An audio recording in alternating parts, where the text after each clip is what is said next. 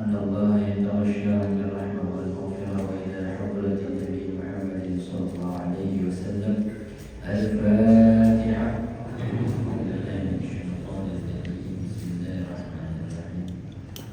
الحمد لله رب العالمين الرحمن الرحيم مالك يوم الدين إياك نعبد وإياك نستعين اهدنا الصراط المستقيم صراط الذين أنعمت عليهم غير المغضوب عليهم. بسم الله الرحمن الرحيم. السلام عليكم ورحمة الله وبركاته. بسم الله الرحمن الرحيم.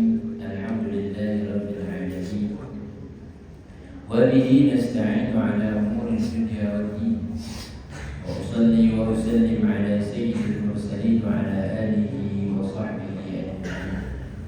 سبحانك لا علم لنا إلا ما علمتنا إنك أنت العليم الحكيم. ولا حول ولا قوة إلا بالله العلي العظيم.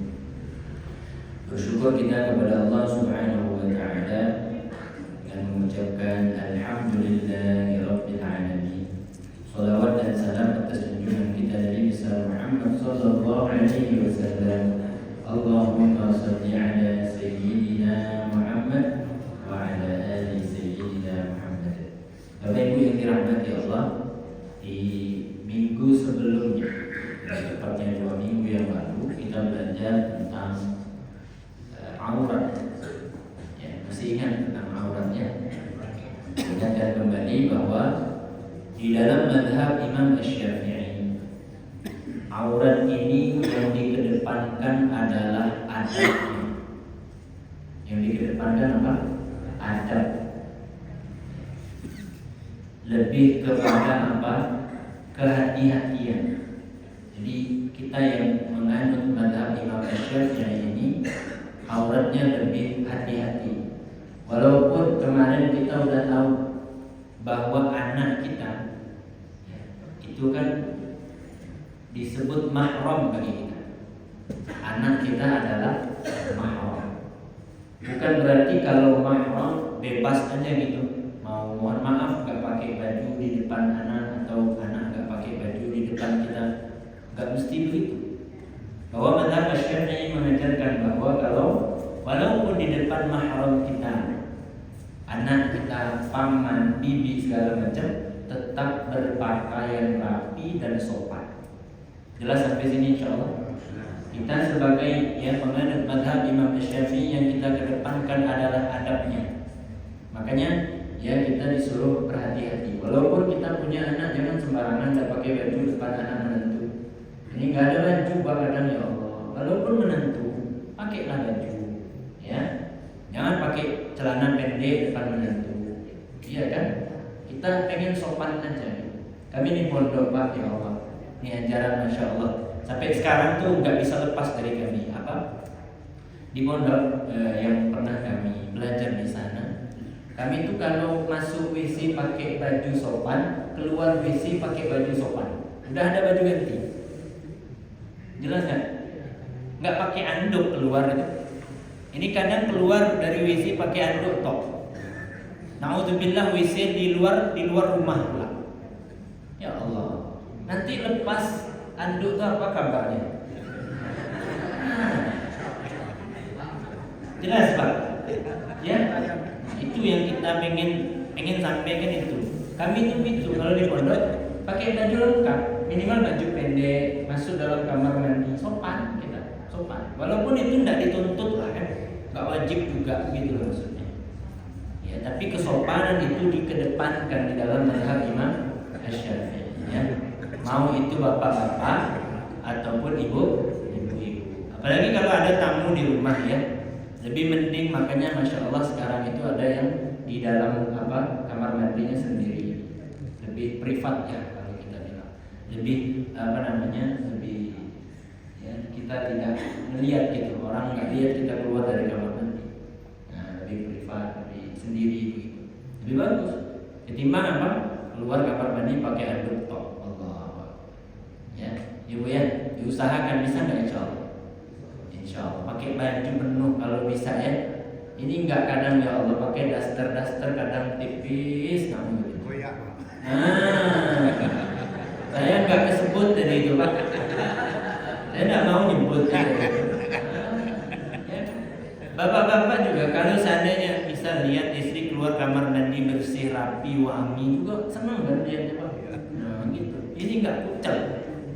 Ya Allah ya Allah. Keluar kamar mandi pakai handuk top koyak pula gitu. Saya agak ini kalau masalah ini memang agak cerewet ya. Soalnya apa memang kami diajarin kesopanan itu dari pondok. Bahkan di pondok kami nggak pakai kopiah aja itu dimarahin kita Pak. Di luar kamar, kalau di dalam kamar kita diizinin nggak pakai kopiah. Tapi kalau di luar kamar nggak pakai kopiah itu aib bagi kita. Aib di pondok kami. Namanya ribat tarim atau maut Yaman Selatan. Kalau nggak pakai kopiah kita malu sendiri Pak, karena teman-teman pakai kopiah semua. Itu dilihatin sama teman. Pakai kopiah loh. Kopiah itu kan bukan aurat ya Pak ya. Kopiah tok gitu. Kita nggak pakai kopiah itu dilihatin sama semua teman kita. Datang jalan sini dilihatin. Oh, kayak kita nggak pakai celana gitu. Iya. Saking apa? Mengedepankan kesopanan. Jadi kopiah yang dipakai. Oke, kalau sekarang ribetlah pakai kopiahnya, sulit. Nah sekarang coba pakai baju biasa keluar kamar mandi, pakai celana atau pakai sarung. Keluar kamar mandi udah kayak apa? Tinggal pakai baju. Nah itu sopan. Boleh nggak? Boleh. Sangat dianjurkan. Bagus seperti itu. Ya. Mungkin ada sebagian orang ribet Ustaz mau salinan di mana? Mau ganti baju di dalam kamar mandi. Ya. Yang penting ya tempatnya tidak kena najis, jangan sampai baju kita kena najis. Jelas insyaallah ya untuk aurat ini yang dikedepankan adalah kesopanan.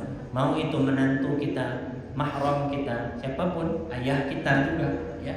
Ayah kita kan mahram bagi kita kan untuk apa namanya anak-anak ataupun sebaliknya, ya kita kepada anak kita juga itu kedepankan kesopanan di dalam berpakaian. Itulah mazhab Imam Syafi'i. Jelas insyaallah. Oke, sekarang hari ini insyaallah kita akan belajar tentang rukun-rukun salat. Faslun arkanus salati 17. Ini ya diulang-ulang terus. Ini selalu kita dengar, ini selalu kita apa? Cuman kadang ditanya rukun salat biasanya agak nge-lag Pak kalau kita. Berapa rukun salat? Nah, pokoknya sekian lah Ustaz. Berapa rukun salat sekian. Nah sekarang kita pengen belajar ya mengingat ya kita perhatikan apa yang telah kita lakukan di dalam setiap kali sholat. Di sini disebutkan arkanus sholat di 17. Rukun sholat itu ada 17. Ini agak beda dari versi yang lain. Di kitab yang lain menyebutkan 13 rukun sholat. Tapi di kitab kita 17. Apa bedanya? Nanti kita lihat mana bedanya. Jadi mau 13 ataupun 17 tetap sama hasilnya. Ya 17 ataupun 13 tetap sama. Dari mana rukun sholat ini berasal? Dari hadis Nabi Shallallahu Alaihi Wasallam ketika Rasul melihat seorang laki-laki dalam keadaan sholat. Selesai sholat dipanggil sama baginda Nabi Muhammad SAW. Kamu ngapain?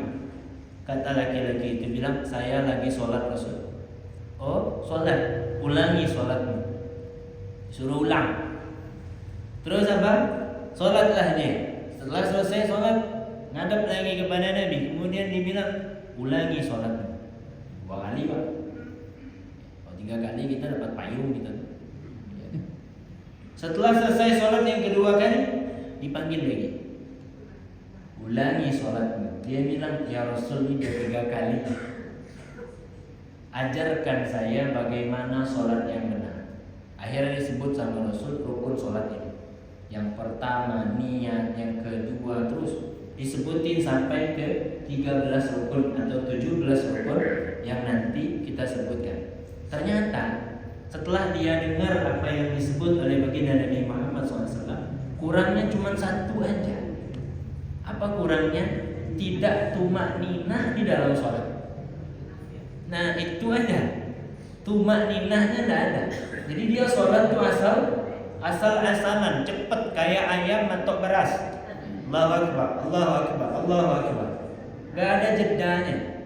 Nah, inilah menandakan bahwa sholatnya kurang satu rukun, nggak sah sholatnya. Jelas Pak insya Allah. Makanya kita mau hati-hati betul ini. Harus betul-betul kita paham, ngerti, karena tiap hari kita sholat, bahkan dari dulu kita sholat. Ya, sampai hari ini alhamdulillah masih melaksanakan sholat. Jangan sampai salah satu rukunnya ini gagal di kita. Ya, nanti kita lihat. Arkanus sholat di 17. Rukun sholat itu ada 17. Al-awwalu an-niyatu. Pertama berniat. Niat ini adanya di mana? Di dalam hati. Adanya di mana? Dalam hati. Cara niat sholat. Niat sholat itu ada 3 hal yang wajib di dalam niat sholat. Ada 3 penyebutan yang harus disebut di dalam hati. Kalau tidak disebut 3 ini, nggak jadi niat kita. Apa? Kalau untuk sholat fardu ada 3 sebutan. Pertama apa? Usalli. Ya, usalli. Usalli itu disebut dalam hati. Maksudnya apa? Sengaja aku sholat. Nggak terpaksa. Ya, bukan bilang terpaksa aku sholat, tapi ucapannya sengaja aku sholat. Fardhu disebutkan fardunya. Disebutkan apa? Fardunya. Karena kalau nggak disebut fardu bisa saja dari sunnah. Kemudian sebutkan nama sholatnya. Kalau zuhur disebut zuhur. Usalli fardhu zuhur. 3 ya. Ini 3 hal wajib kita sebutkan di dalam niat sholat. Sekarang kita contoh sholat maghrib tadi ya. Usalli fardhu maghrib. Dan niatnya harus berbarengan dengan takbiratul ihram. Begitu madhab kita. Madhab Imam Syafi'i harus berbarengan. Niatnya berbarengan dengan takbir. Apa bunyi takbir? Allahu Akbar. Dari A sampai Ra niatnya kita baca dalam hati. Apa yang kita baca? Sengaja aku sholat fardu maghrib. Jelas ya? Ini aja yang wajib dulu. Nanti kalau yang sunnah ada tambahannya. Sengaja aku sholat fardu maghrib. Bisa nggak disertakan atau dibarengkan? Tidak bisa. Oke, sekarang saya kasih contoh. Coba ibu ikuti saya. Sengaja aku sholat fardu maghrib. Kita percepat. Sengaja aku sholat fardu maghrib. Sekarang ibu ucapkan itu, saya ucapkan takbir. Berbarengan kita ya. 1, 2, 3. Allahu Akbar. Dapat nggak? Hampir dapat. Kita lebih cepat. Saya akan perlahankan takbir saya. 1, 2, 3. Allahu Akbar. Lebih malah tuh kayaknya. Dapat nggak niat kita? Dapat? Dapat wajibnya bu. Sekarang kita ambil wajib dulu. Nanti kalau udah kebiasaan kita wajib pun lepas, boleh nanti menambah yang sunnahnya. Apa sunnah itu? Mustaqbilal qiblati, adaan, salasa raka'atin. Itu sunnah. Jelas? Penyebutan 3 rakaat. Apa lagi? Menghadap kiblat, tunai. Terakhir karena Allah Ta'ala. Ini hukumnya sunnah di dalam niat. Jelas? Yang wajib yang mana? Sengaja aku sembahyang fardu maghrib. Kita cepetin. Sengaja aku sembahyang fardu maghrib. Sekarang kita balik. Saya ucapkan sengaja aku sembahyang fardu maghrib. Bapak ibu ucapkan takbir. Bisa ya? Kita bareng-bareng. 1, 2, 3. Sengaja aku sembahyang fardu maghrib. Lebih malah. Lebih dah. Lebih ya. Bisa kan kita masang niat berbarengan? Bisa? Bisa. Karena apa? Niat ini ya minimal separohnya atau sepenuhnya di dalam takbir. Apa maksudnya? Kita ucapkan Allahu Akbar, di situ kita sebutkan dalam hati niat itu. Bisa ya? Nah, masih ada yang nggak sepakat kayaknya, nggak bisa Ustaz. Loh, nggak bisa katanya. Tadi Bapak bisa nggak? Yakin Bapak bisa ya? Yang wajibnya bisa ya? Yang 3 tadi saya sebut bisa ya? Nah, sekarang coba yang itu dulu. Ya, karena apa? Niat itu ya bayangan ucapan apa yang kita mau buat. Sengaja aku sholat fardu maghrib. Sekarang nanti sholat isya kan kita ya? Kita ganti niatnya. Sengaja aku sembahyang fardu isya. Sengaja aku sembahyang fardu isya. Saya ulangi. Sengaja aku sembahyang fardu isya. Ulangi lagi. Sengaja aku sembahyang fardu isya. Ibu percepat lagi biar bisa dapatnya cepat lagi. Sengaja aku sembahyang fardu isya. Diulang terus. Makanya kita disuruh untuk talaffuz bin niyyah. Dalam sholat kita disuruh apa? Usolli fardal isya'i. Disuruh kan kita baca itu. Buat apa? Untuk membimbing hati biar kebaca ketika di waktu takbir. Saya kasih tahu Bu, takbir ini Allahu Akbar itu boleh panjangnya sampai 16 harakat. Allahu Akbar boleh, asal masuk niatnya. Jelas ya? Boleh panjang-panjang, cuman dibatas itu aja yang panjang. Allahu Akbar, yang lain gak boleh panjang. Allahu Akbar. Kira-kira berapa banyak kita dapat niat kalau panjangnya segitu tadi? Semuanya dapat. Sengaja aku sembahyang fardu maghrib 3 rakaat mengikut imam menghadap kiblat tunai karena Allah Ta'ala. Kalau takbir kita panjang, saya sarankan untuk takbir jangan terlalu pendek. Misal Allahu Akbar, wah itu sakit kepala kita masukin. Susah itu karena terlalu pendek. Kalau mau agak panjangin, apa? Allahu Akbar. Bisa ya? Kita ulangi lagi biar semuanya bisa. Ingat, kita ambil wajibnya dulu. Sunnahnya nanti kita coba. Kita ambil apa? Wajibnya. Saya ucapkan Allahu Akbar, Bapak Ibu ucapkan sengaja aku sembahyang fardu isya. Sengaja aku sembahyang fardu isya. Sengaja aku sembahyang fardu isya. 1, 2, 3. Allahu Akbar. Dapat nggak tuh? Dapat nggak? Nah sekarang kita baca sambil ucapkan dalam hati. Baca takbir sambil ucapkan dalam hati. Oke, ini paling keras itu mazhab Syafi'i karena semuanya harus berbarengan. Kalau apa namanya? Perbuatan berbarengan dengan niatnya. Sekarang kita barengin. 1, 2, 3 barengin ya. Dalam hati masukin sengaja aku sembahyang fardu isya. Yang dapat sebutin dapat, yang enggak dapat ya bilangin enggak dapat gitu ya. Ya Pak ya? Bisa ya? 1, 2, 3. Allahu Akbar. Saya dapat lebih barusan 4 rakaat tunai karena Allah Ta'ala. Dapat. Nah, malah lebih. Nah, kita yang wajib aja tuh pendek sekali, pendek betul. Sengaja aku sembahyang fardu isya, cukup. Itu udah sah sholat kita. Jelas ya? Untuk tambahannya itu hukumnya sunnah. Jelas insyaallah.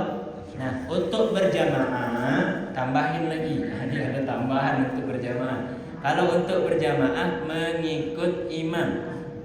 Sengaja aku sembahyang fardu isya mengikut imam. Bisa? Sengaja aku sembahyang fardu isya mengikut imam. Coba ulangi. Sengaja aku sembahyang fardu isya mengikut imam. Ulangi, saya ucapkan takbir. Allahu Akbar. Dapat? Insya Allah. Biasakan dulu yang wajib. Kalau udah biasa baru boleh tambahkan. Tambahannya yang mana Ustaz? Tambahan yang biasa kita ucap. Sengaja aku sembahyang fardu maghrib 3 rakaat menghadap kiblat tunai karena Allah Ta'ala. Untuk dapatin semua takbirnya Allahu Akbar boleh dipanjangkan Allah banyak. untuk dapetin semua. Makanya kalau kita lihat orang takbirnya lama, Allahu Akbar, dapat dia semuanya. Iya.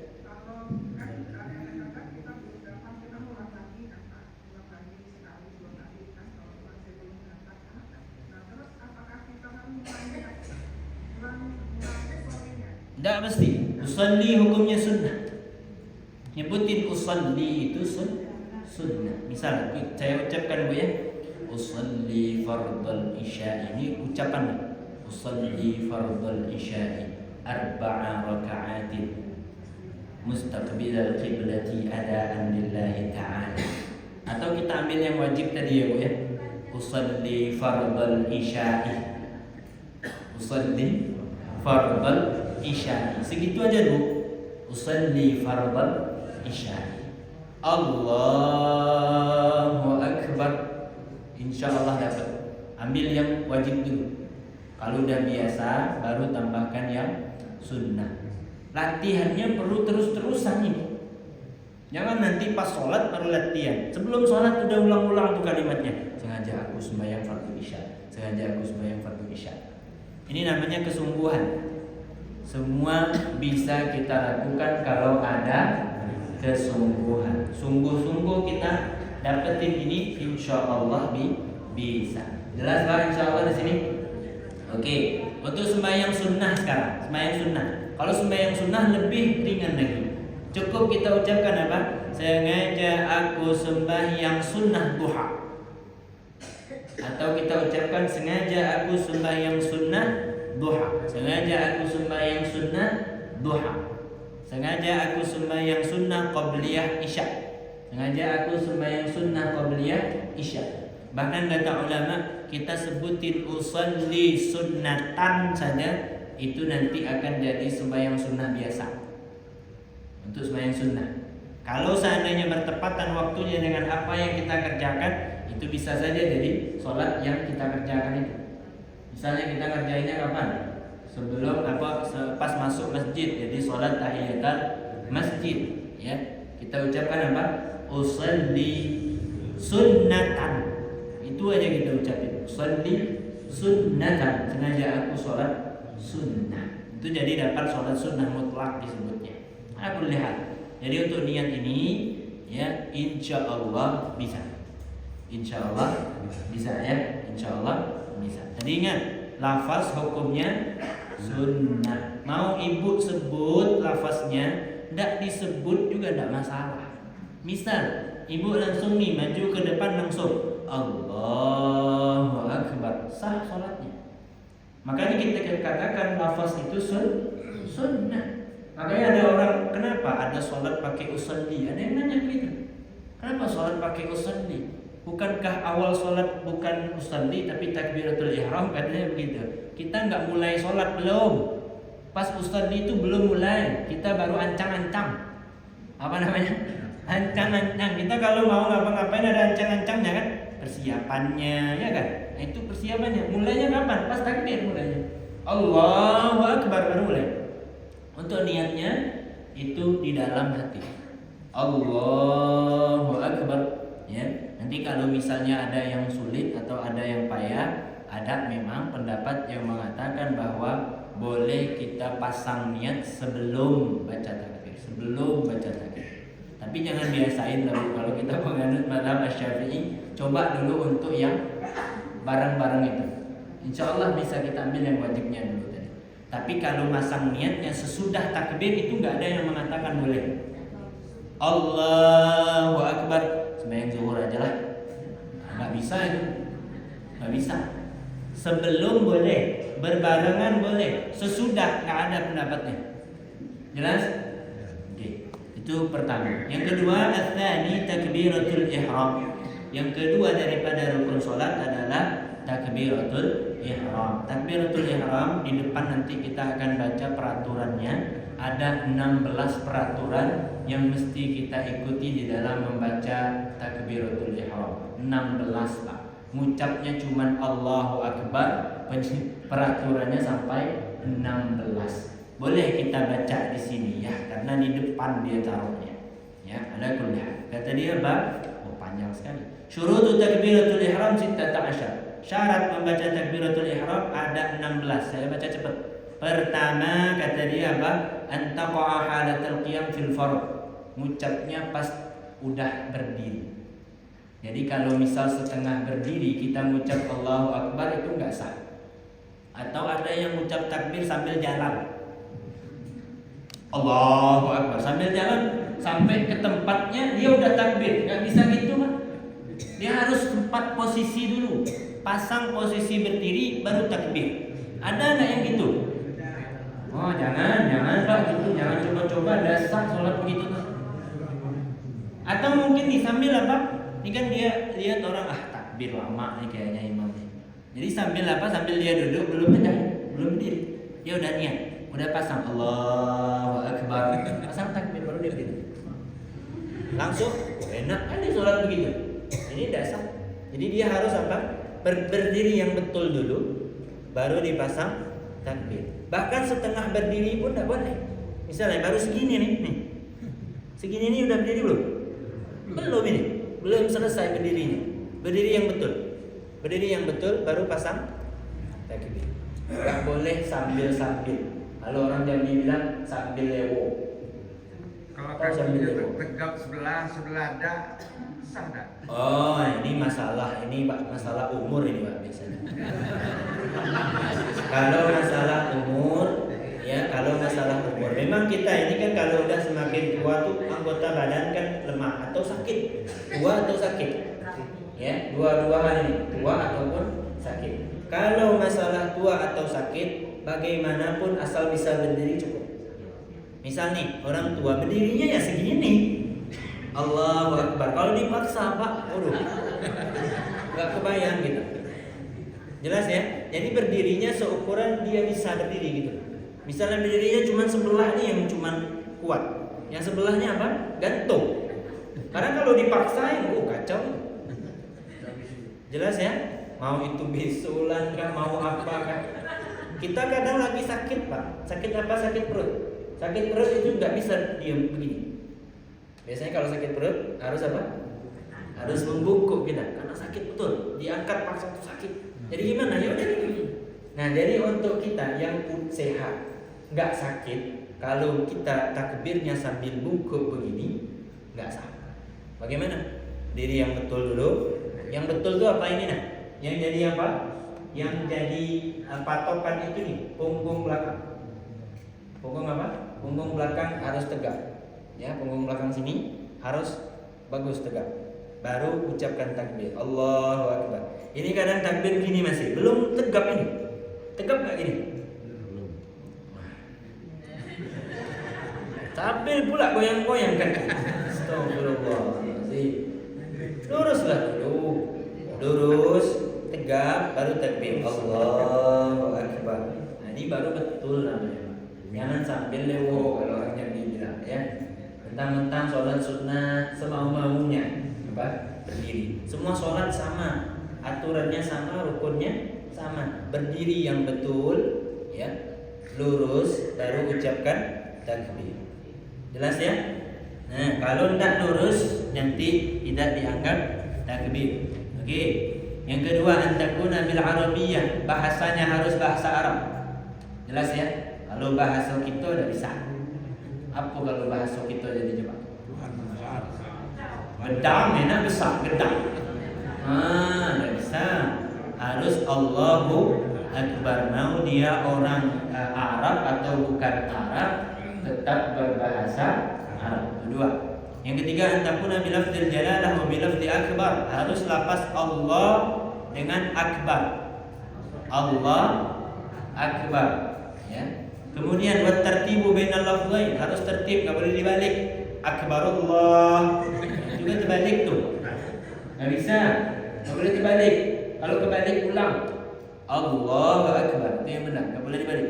Wa an la yamudda hamzatul jalalah. Tidak boleh memanjangkan a di lafaz takbir. Allah. Nggak bisa. A-nya pendek. Allah. Bisa ya? Allah. Jangan dipanjangin. Allah. mungkin sambil nguap kan gitu.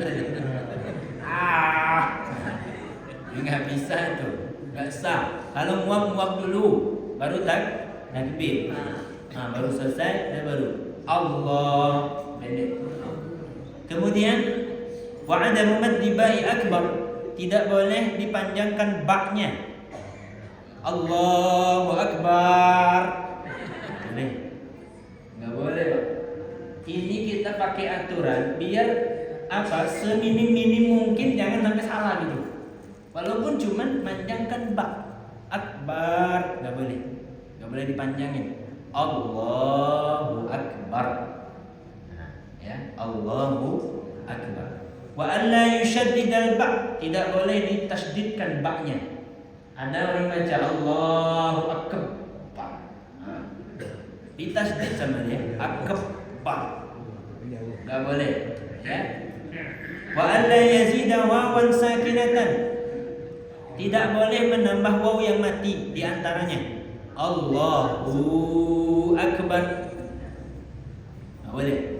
Allahu akbar. Au mutaharrikatan bainal kalimatain, ataupun wawnya berbaris. Allahu akbar. Ada enggak gitu? Ini banyak nih kedengaran nih. Allahu akbar. Enggak, salah itu. Allahu akbar. Ya Allah, Pak, ketimbang takbir aja salah itu malu betul kita. Allahu akbar. Enggak boleh tambah waw. Wa alla yazida wawan qabla al-jalalah, enggak boleh nambah waw sebelum lafaz jalalah. Wallah, enggak boleh. Wallahu akbar, jangan. Hati-hati, itu aturan. Kemudian wa alla yaqifa baina kalimatay takbir waqfatan tawilatan wala qasiratan. Enggak boleh berhenti di antara dua lafaz. Misal Allah akbar. Betul itu namanya. Nggak boleh. Atau mau panjang ataupun pendek. Allah akbar. Ada pendek berhenti dia, nggak boleh. Nah, makanya langsung disambung aja. Allahu akbar. Jelas ya? Nah, wa ayyusmi'a nafsahu jami'a hurufiha. Ini paling penting apa? Harus terdengar semua hurufnya di telinganya sendiri. Nah, ada orang takbir, Pak, ya Allah ya Rabbi, kadang saya lihat nggak ada bunyinya.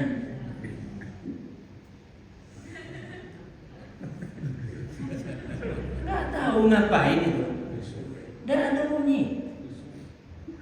Katakan bisu pas ngomong paling besar suaranya. Nah, ini berarti salah paham tuh. Harus berbunyi, harus bersuara, harus terdengar di telinga sendiri minimalnya. Bisik-bisik. Nah, jangan pula besar betul. Nanti kawan sebelah kedengar enggak kaget, nanti jantungan kawan. Nah, bahaya nanti. Bisik-bisik. Allahu akbar. Yang betul bacanya, jangan sampai salah. Wa dukhulul waqti fil muwaqqat, hendaklah ya waktunya itu berpapasan dengan ya takbir tadi, ya dengan waktu kita takbir tadi. Kemudian wa iqa'uha halal istiqbal, bacanya pas ngadap ke kiblat. Nah, kalau misal baru separuh badan segini baru udah takbir biasa, harus apa? Tepatkan dulu, ya. Makanya tadi berdiri yang betul, kemudian muka ngadap ke kiblat. Allahu akbar. Kemudian wa alla yukhilla biharfin min hurufiha, enggak boleh ya hurufnya dibaca dengan bacaan yang salah. Nah, Allahu akbar pakai qaf, ya, atau pakai yang susah tuh kalau orang cadel, tahu cadel? Kalau cadel itu menurut ulama dia nggak bisa jadi imam, Pak. Orang cadel nggak bisa jadi imam orang normal. Nah, kalau mau dia jadi imam sesama cadel, itu pun harus cocok, hurufnya harus sama. Kalau dia cadel dalam huruf L atau ro atau lam, nah itu dia harus sama juga, sesama cadel boleh jadi berimam. Tapi kalau misal cadalnya lebih baik satu dengan yang lain, nggak boleh apa? Nggak boleh berimaman juga. Jadi itu kekurangan, nggak boleh. Kemudian wa ta'khiru takbiratil ma'mum an takbiratul imam, takbirnya makmum harus terakhir daripada imam. Maksudnya apa? Imam dulu baru makmum. Jangan mentang-mentang tadi kan udah khusyuk, udah tahu semua hukumnya, duluan takbir Allahu akbar. Ya. Kemudian pas lihat baru imam Allahu akbar. Imam lambat. Bisa gitu. Harus ikut imam dulu bertakbir baru kita takbir. Makanya kita harus lihat imam dulu, Pak. Kalau misal mic kita nggak nyala atau mic kita mati, kalau dapat melihat kita lihat dulu. Udah takbir kayak. Makanya kita kan sunnah bikin sedekap. Tahu sedekap? Gini kan? Sunnah. Kenapa? Biar yang di belakang tahu kalau udah takbir. Coba nggak ada sedekap, Pak. Nah, lurus aja. Tahu nggak kita imam udah takbir apa belum? Nggak tahu kita. Imam suaranya kecil pula. Dia diam-diam. Yang penting dengar suara sendiri kata dia. Lihat, udah mau rukuk aja dia. Kita takbir belum? Nah, kita lihat udah sedekap dia. Di mazhab yang lain seperti mazhab Imam Malik itu nggak dianjurkan sedekap. Nggak dianjurkan untuk naruh tangannya di atas pusat. Itu tidak dianjurkan dalam mazhab yang lain. Tapi mazhab Imam Syafi'i itu dianjurkan, bahkan disunnahkan. Oke, itulah ya peraturan daripada takbiratul ihram. Banyak ya peraturannya. Ya mudah-mudahan diingat tadi. Yang penting kalau mau cukup syaratnya kita bacanya betul-betul. Kalau betul bacaan kita, maka semua syarat akan terpenuhi. Allahu akbar. Insyaallah. Ya, jangan tambah waw, jangan dipanjangin tengahnya, jangan dimatikan, ya, jangan dibalik pula. Akbarullah. Itu udah jauh betul itu ya. Itu udah terlalu parah. Oke. Kemudian saya pengen menambahkan sedikit daripada takbir ini. Ada sunnah yang dianjurkan waktu bertakbir, yaitu mengangkat tangan. Mengangkat tangan posisinya ini banyak sekali versinya, Pak. Ya, macam-macam. Oke, saya ambil dari apa yang kita baca dari kitab mazhab Imam Syafi'i. Jadi kalau nanti berbeda, jangan marah. Ustaz ini lain pula. Ini lain pula. Ingat ya, Rasul itu sholat bukan sekali seumur hidup. Rasul itu sholat tiap hari dan sholatnya bermacam-macam. Dan sahabat Rasul itu banyak. Di sini sholatnya begitu, ya. Tapi semuanya dalam rukunnya sama. Yang beda itu adalah yang sunnah-sunnahnya. Ada yang ini bilang sunnah, ada yang ini bilang tidak sunnah. Jelas ya?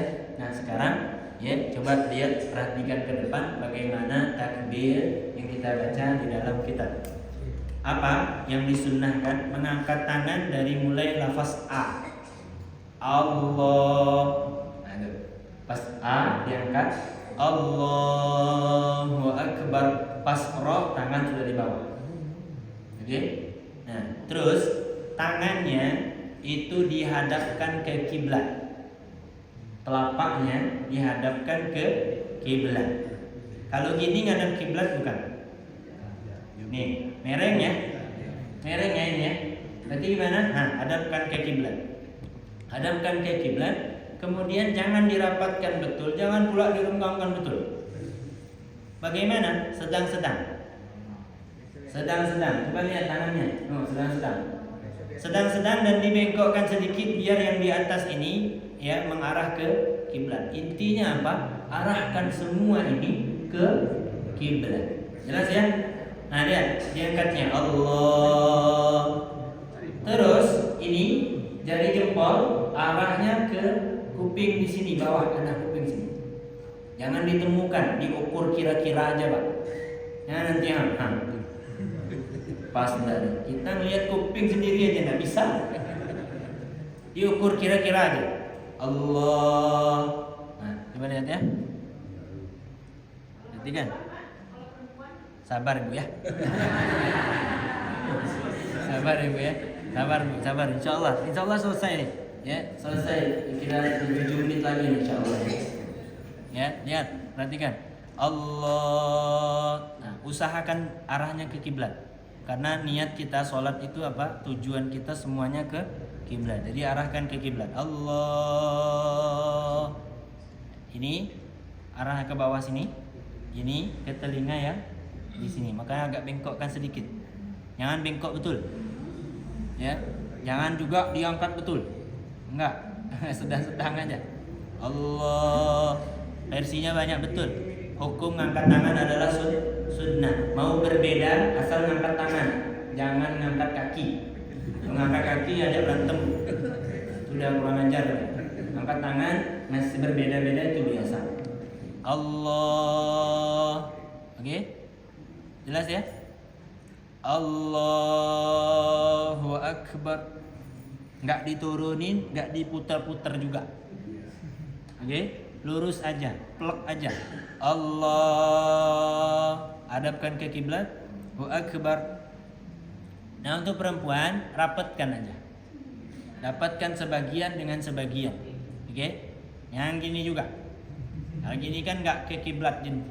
Nah, naikkan sedikit, arahkan ke kiblat. Allah, agak rapatkan. Kalau laki-laki agak renggangkan. Jangan renggang betul. Kasihan kawan sebelah. Sedang-sedang aja. Allah. Oke. Allahu Akbar. Terus waktu kita sedekap ini juga dianjurkan apa? Ini lihat. Kita punya apa di sini? Buku kalau orang Jambi bilang apa? Buku tangan. Ini lihat. Ini nampak di sini Bu, di ujung jempol. Tempelkan di buku yang di sini. Nih, ada nggak? Coba kita giniin, itu ada. Tempelkan. Dan nah gini kan. Bisa? Nah ini sunnah. Tangannya lihat, tangannya dua di sini. Ini dianjurkan oleh guru-guru kita lihat. Allahu Akbar. Untuk lafaz Allah di sini. Nah, baru ditaruh di atas pusat. Pusat di atasnya. Ya, di atasnya. Taruh di sini. Ada yang mungkin ya. Nah, ya kan? Ya udahlah, enggak usah berantem kita masalah itu. Ya, itu bukan masalah di dalam sholat. Taruh. Buat apa ini Ustaz? Kata Imam Al-Ghazali bilang, ini bisa menimbulkan kekhusyuan. Kalau nanti coba aja. Kita ini mujarrab aja, dicoba agak tenang daripada begini. Atau begini. Lebih tenang apa? Kalau kita satukan tulang ini, sendi ini dengan sendi yang ini. Satukan, didekap. Itu walaupun dalam keadaan takut melakukan hal seperti ini, ketakutan akan menghilang kata Imam Al-Ghazali. Lebih tenang. Makanya orang kalau misalnya dia ada gangguan jin, biasanya ustaz-ustaznya begini kan. Ngapain begitu? Biar tenang dulu. Nah, makanya kita kalau lagi resah, gak enak perasaan, coba lakukan seperti ini. Ini juga bisa untuk menenangkan hati, perasaan. Bisa insya Allah. Jadi tujuan kita tadi apa? Arahkan ke kiblat. Usahakan. Bagaimana caranya supaya tangan kita ini mengarah ke kiblat semuanya. Jelas insya Allah. Kemudian at-thalits yang ketiga, ini terakhir masih ada waktu ya.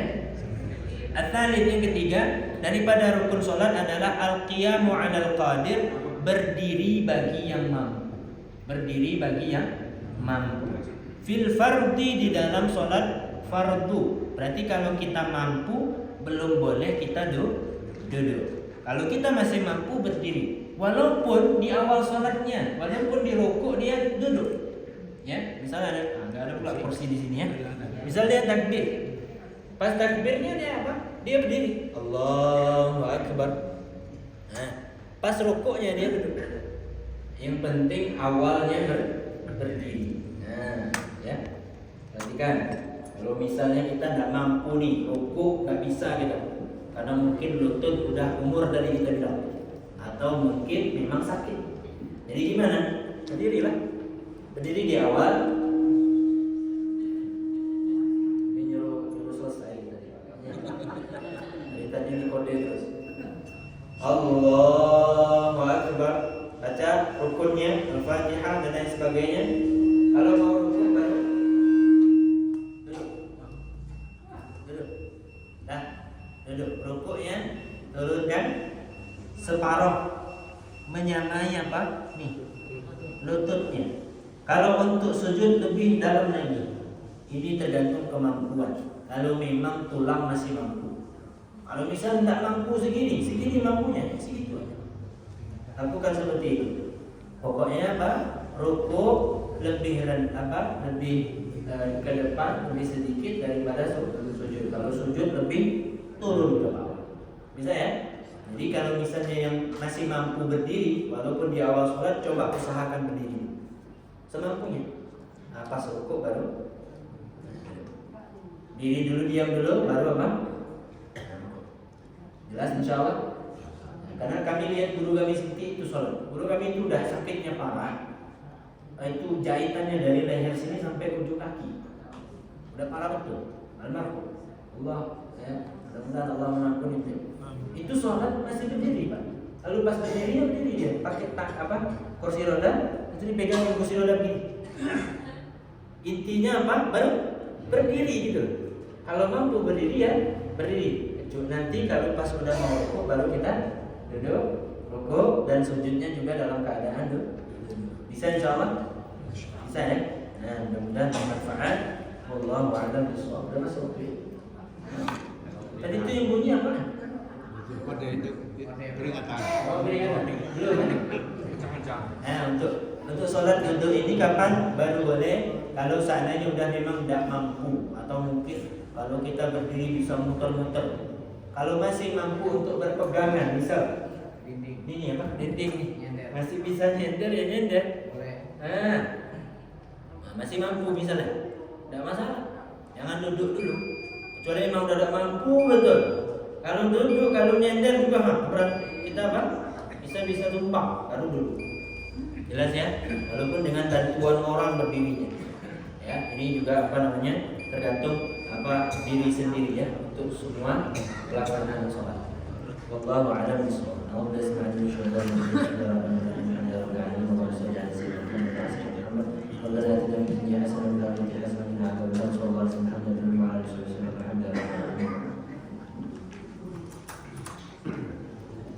Bapak dan Ibu yang kami hormati,